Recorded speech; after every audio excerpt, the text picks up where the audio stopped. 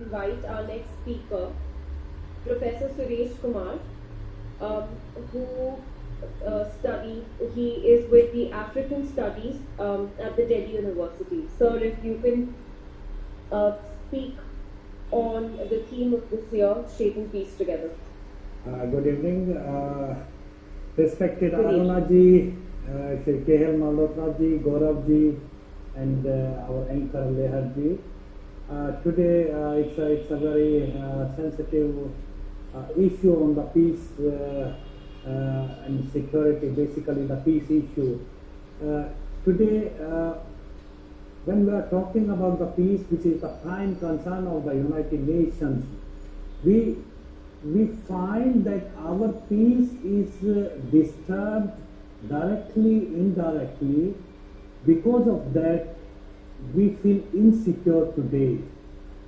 What I am talking about the COVID virus, which has affected the whole world community and threatened the peaceful living of the individual, peaceful life of the country, and peaceful living in the world. So all are threatened by the COVID virus. So that's why I have written a number of articles on that, and I specifically mentioned that this is a kind of a third world war in which we will not see any bombings, we will not see any shootings, we will see how the virus kills the peaceful life of the human beings, peaceful development work of the countries, and peace and security of the whole world community. So today we need to work with this objective to strengthen our peace, whether it is threatened directly or indirectly. Celebrating the 75th anniversary of the United Nations, we all are concerned how to strengthen peace, and for that, if any individual country or any individual body is threatening our peace, then in that case we have to book that country, we have to book that body. And in this aspect, in this concern, I didn't find any step or any positive step taken by the United Nations or the concerned committee, whether it is the Security Council or the General Assembly. So we need to refix the peace and security concern so that we will live our life peacefully, and then only we will deal with the other issues, whether it is fight against poverty, whether it is for the climate change, whether it is for the peaceful environment, whether we have to do the mutual development for the peaceful developments and other concerns.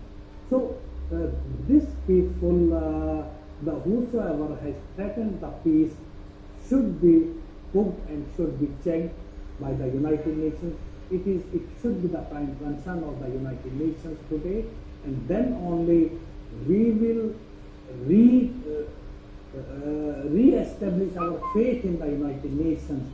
I really appreciate what our Malhotra ji have said. Maybe the words may be the harsh, but this is the reality, and we have to assure the world community through our organizations that yes, we are working for the peace and security, for the peace and development, for the peace and stability.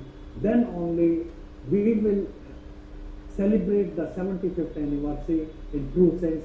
Otherwise, it will become a mockery, and we will live in this threatened world, indirect threatened or the direct threatened by the virus, or maybe the bacteria tomorrow, or maybe any other bio weapon, or maybe any other thing. So